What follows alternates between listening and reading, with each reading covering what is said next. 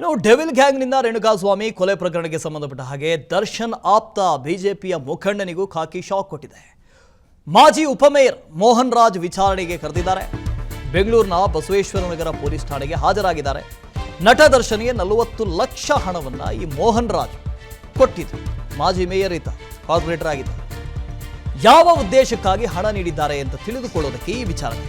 Friend ಆಗಿರ್ಬೋದು ಮೋಹನ್ ರಾಜರೇ, ಒಂದು 40 ಲಕ್ಷ ಹಣ ಬೇಕಾಗಿತ್ತಲ್ಲ ಅರ್ಜೆಂಟು ಅಂತ ದರ್ಶನ್ ಕೇಳಿದಾಗ ಕೊಡದೇ ಇರೋಂಥವ್ರು ಯಾರೂ ಇಲ್ಲ. ಅದೇ ಥರ ಮೋಹನ್ ರಾಜ್ ಕೂಡ ಕೊಟ್ಟಿರಬಹುದು. ಆದರೆ ಕಾರಣ ಕೇಳಿರ್ಲಿಕ್ಕಿಲ್ವಾ?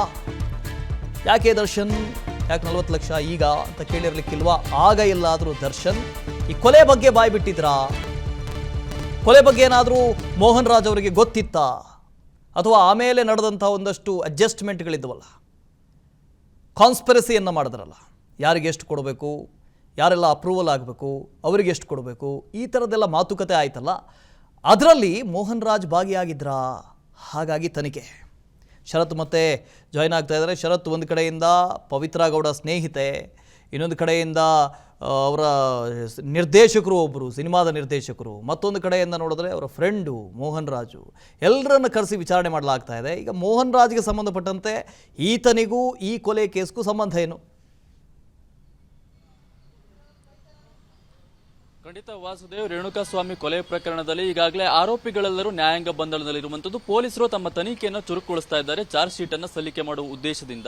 ಇನ್ನೇನು 90 ದಿನಗಳ ಒಳಗಾಗಿ ಚಾರ್ಜ್ ಶೀಟ್ ಅನ್ನು ಸಲ್ಲಿಕೆ ಮಾಡಬೇಕಾಗುತ್ತೆ. ಹಾಗಾಗಿ ಎಲ್ಲ ರೀತಿಯ ತನಿಖೆಯನ್ನು ಮುಗಿಸಬೇಕಾಗುತ್ತೆ. ಎಲ್ಲ ರೀತಿ ಆ ಕೊಲೆ ನಡೆದಂತಹ ಸಮಯದಲ್ಲಾಗಿರಬಹುದು, ಹಾಗೆಯೇ ಇನ್ನಿತರ ಆರೋಪಿಗಳ ಸಂಪರ್ಕಕ್ಕೆ ಯಾವ್ಯಾವ ವ್ಯಕ್ತಿಗಳು ಬಂದಿದ್ರು, ಹಾಗೆ ಯಾರ್ಯಾರು ಈ ಕೊಲೆಯಲ್ಲಿ ಭಾಗಿಯಾಗಿದ್ರು, ಹಾಗೆಯೇ ಈ ಕೊಲೆಗೆ ಸಂಬಂಧಪಟ್ಟಂತ ವಸ್ತುಗಳಾಗಿರ್ಬೋದು, ಹಣ ಆಗಿರ್ಬೋದು, ಯಾವ್ಯಾವ ರೀತಿಯಲ್ಲಿ ಟ್ರಾನ್ಸಾಕ್ಷನ್ ಆಗಿತ್ತು ಎಲ್ಲವನ್ನು ಕೂಡ ಸಂಪೂರ್ಣವಾಗಿ ತನಿಖೆಯನ್ನ ಮಾಡಬೇಕಾಗುತ್ತೆ.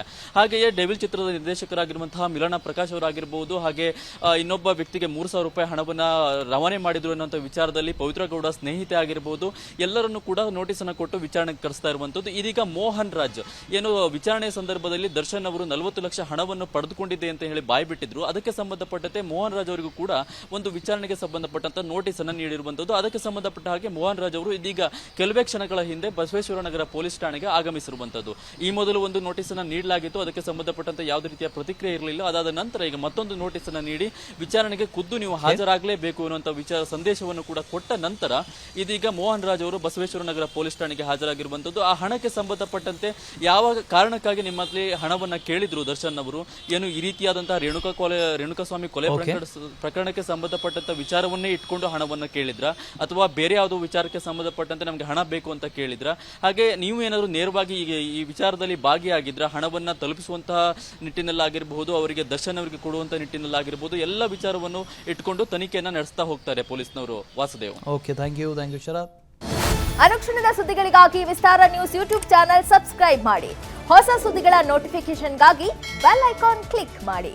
ಲೇಟೆಸ್ಟ್ ಅಪ್ಡೇಟ್ಸ್ಗಾಗಿ www.vistaranews.com ವೆಬ್ಸೈಟ್ಗೆ ವಿಸಿಟ್ ಮಾಡಿ. ಅಂಗೈಯಲ್ಲೇ ಜಗತ್ತಿನ ಸುದ್ದಿ ತಿಳಿಯಲು ವಿಸ್ತಾರ ನ್ಯೂಸ್ ಕನ್ನಡ ಆಪ್ ಡೌನ್ಲೋಡ್ ಮಾಡಿ.